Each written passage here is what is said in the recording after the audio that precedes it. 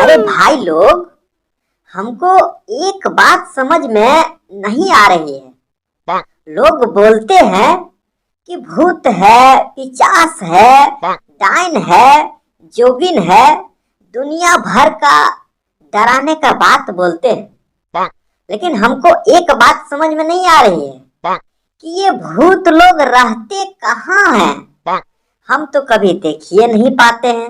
हम तो रात भर घूमते रहते हैं लेकिन कभी नहीं देख पाए हैं। अब तुम ही लोग बताओ कि ये भूत रहते कहाँ हैं। यार के विश्वास ना है तो सच में भूत होबो है पागल तने। तोनी ना कहियो देखला ही, हम देखला यो यार। विश्वास ना है तो बाबू हम देखला यो। एक दिना जाहलियो ऑर्केस्ट्रा देखले, तब वहाँ हमरा 1 बज गलो। तब याद करलियो रस्तवा में इक्की बिक्की याद करलियो इक्की बिक्की। अब एलियो रस्तवा में तांबा का छठिना रे बाप्पा, हम ना के है पार्वोगे मैया।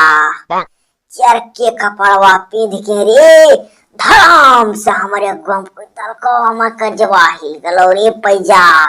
तोरा विश्वास ना हमार जान बचलो अभी। अरे तोनी झूठो बोलता है।